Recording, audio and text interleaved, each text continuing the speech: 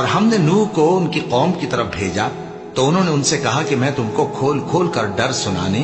اور یہ پیغام پہنچانے آیا ہوں کہ اللہ کے سوا کسی کی عبادت نہ کرو، مجھے تمہاری نسبت دردناک عذاب کا خوف ہے۔ تو ان کی قوم کے سردار جو کافر تھے کہنے لگے کہ ہم تم کو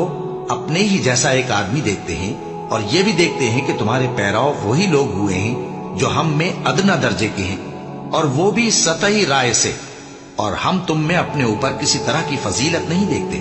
بلکہ تمہیں جھوٹا خیال کرتے ہیں۔ فرمایا کہ اے قوم دیکھو تو،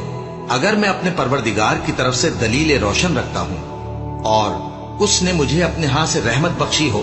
جس کی حقیقت تم سے پوشیدہ ہو گئی ہے، تو کیا ہم اس کے لیے تمہیں مجبور کر سکتے ہیں جبکہ تم اس سے ناخوش ہو؟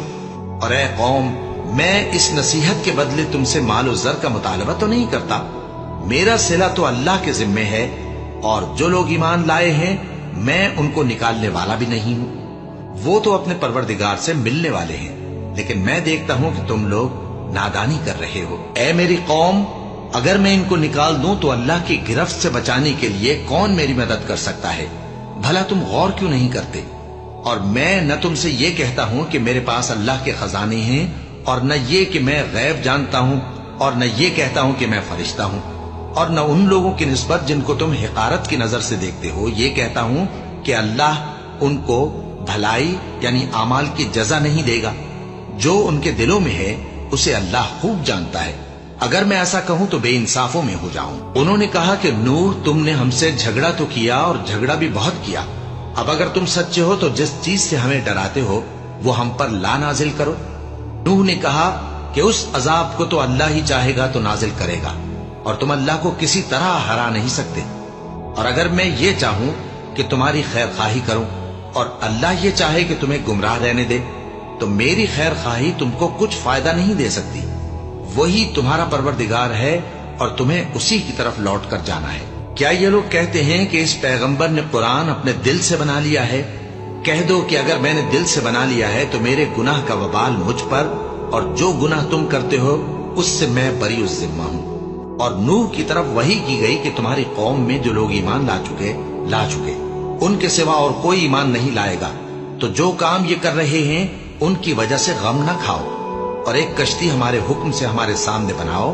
اور جو لوگ ظالم ہیں ان کے بارے میں مجھ سے کچھ نہ کہنا، کیونکہ وہ ضرور غرق کر دیے جائیں گے۔ اور نوح نے کشتی بنانا شروع کر دی، اور جب ان کی قوم کے سردار ان کے پاس سے گزرتے تو ان سے تمسخر کرتے،